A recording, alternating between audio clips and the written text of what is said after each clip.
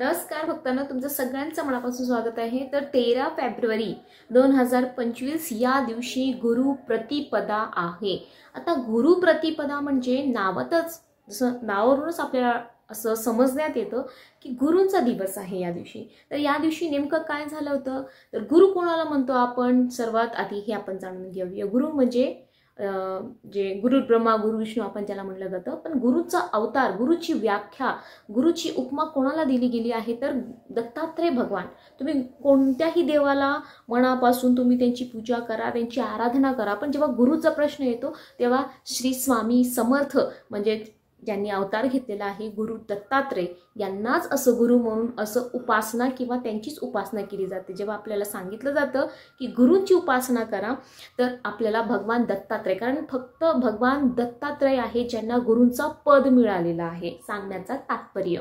तर या दिवशी आपल्याला दत्तात्रय भगवान यांची पूजा करायची आहे। पण नेमकं या दिवशी काय झाला होता तर 1528 या काळामध्ये जे भगवान दत्तात्रय, आता भगवान दत्तात्रय यांचा अवतार कसं झालेला आहे, ब्रह्मा विष्णू आणि महेश या तिन्ही देवांना मिळून भगवान दत्तात्रय यांचा जन्म झालेला आहे। म्हणजे त्या तिघांचा मिक्सचर आहे भगवान दत्तात्रय।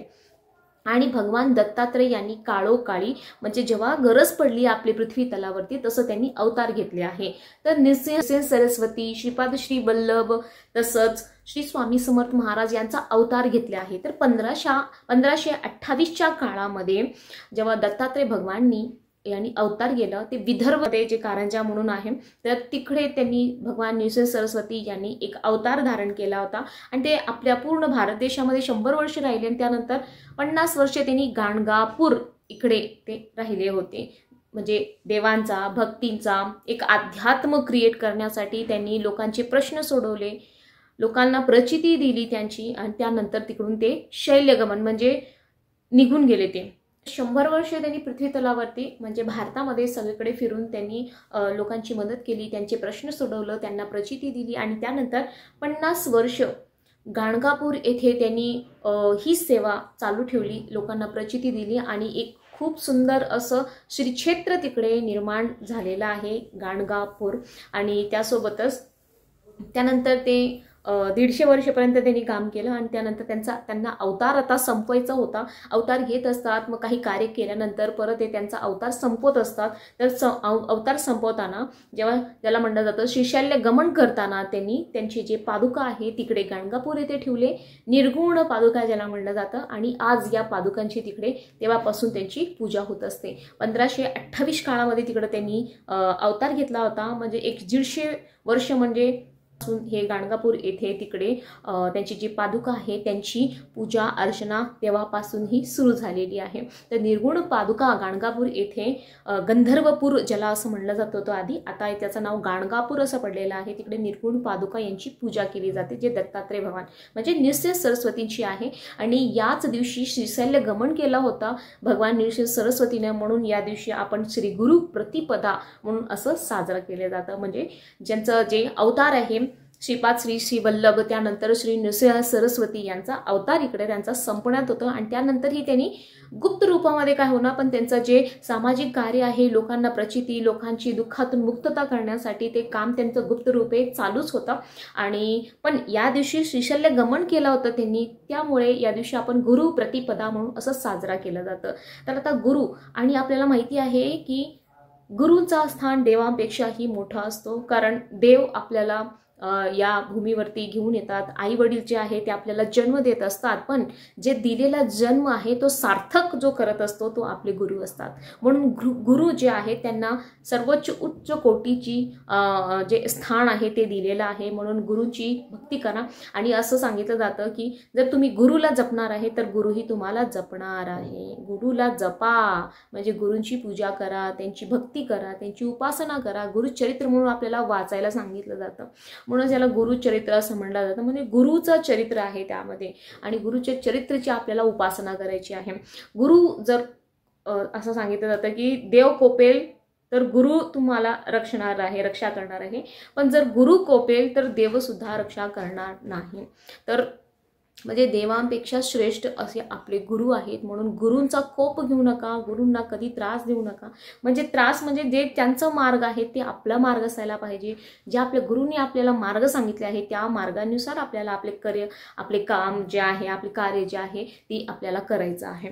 तर गुरु कोपतील तुमच्यावरती असे कार्य करू नका. तर नेमकं या दिवशी आपल्याला कशाचं वाचन करायचं आहे, शक्य झालं तुम्हाला गुरुचरित्र एक दिवसीय करा, पण तो एक दिवसीय जे गुरुचरित्र आहे ते घरी करता येत नाही.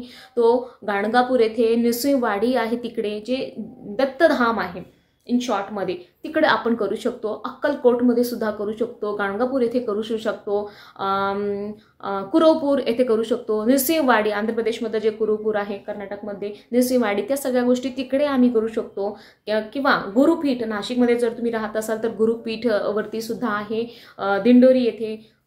अशा जे दत्तधाम आहेत जिकडे गुरूंचं धाम आहे तिकडे तुम्ही एक दिवसीय गुरुचरित्र नक्की करू शकता आणि करायला हवा.